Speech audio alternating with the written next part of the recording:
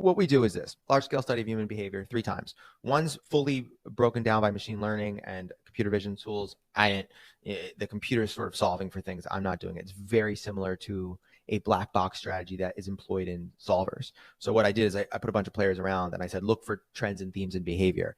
And it'll say that like there's a trend here, a trend here, a trend here. And then I have to go in and figure out what the actual physical trend is, right?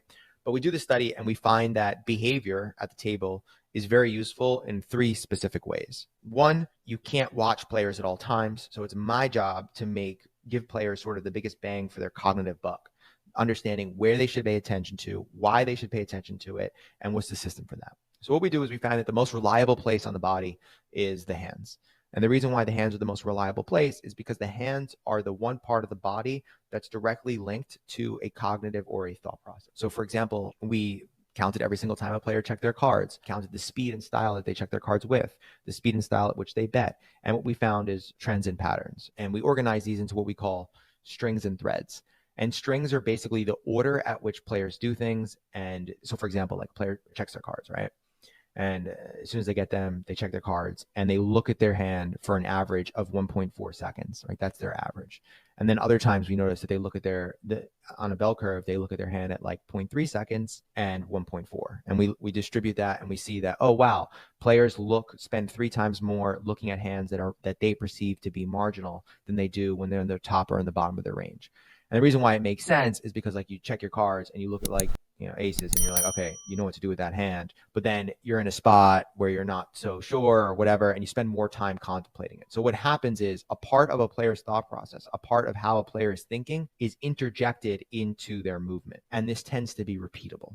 So we have found this with the way players bet, the speed at which players shuffle their chips, but it's relative to each player, but there's certain themes that you can attack. So in the training, I go over a mechanism for essentially like using behaviorally driven 3-bets, not 3-betting because your range suggests that you should 3-bet in this spot, but 3-betting specifically because this player is marginal and is very likely to fold. That's one area, right? The hands. If I were to tell you anything, especially for newer players, paying attention to the hands at the poker table is more valuable than paying attention to any other part of the body. Even if you knew nothing about behavior, knew nothing about tells. In the training, we have this. We have tons of like hundreds of hours of like just hand movements and stuff like that.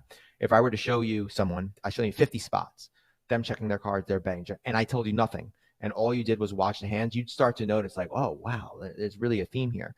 The problem is players try to look at everything. And because they're looking at processing everything, they miss all the little nuance. So that's the hands. The next is something I call behavioral information. Behavioral information is information that is extracted from behavior, but it's not a pattern. It's not a tell. It's not linked back to anything. It's just in that moment, it's very useful information. For example, online players have a tendency of showing their physical contempt for the quality and style of play in their face for other players. So for example, like a player bluffs in a spot where they really shouldn't be bluffing, right? It's technically very bad. And then they get there. They visually show all of the frustration, which is behavioral information for somebody watching to understand how you think about the game. I cannot tell you how many times in a couple of like 3 or 4 hands, somebody shows that they're a mechanically sound player who understands all these aspects, and I can sort of reverse engineer how they're thinking because they're like, oh, they're so frustrated, or they're so confused, or they're so shocked. That's behavioral information. The problem with it is you don't know necessarily when or where it's going to show up. That's why the hands are so valuable. You know a player is going to check their cards every single time. You know a player is going to bet with their hands every single time.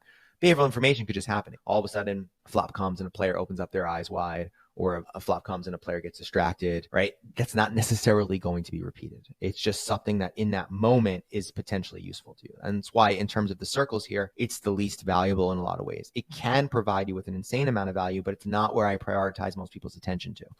And then the third one is the most important / difficult, is this concept of concealment strategy. So I'm looking at all these players when they're bluffing. I'm looking at all these players when they're nutted. I'm looking at, biggest games in the world. I'm looking at players play when they're 1-2, like really the spectrum of human behavior. And what I find is that physiological arousal at the poker table is kind of difficult to measure. And the reason why is because players are consciously or unconsciously concealing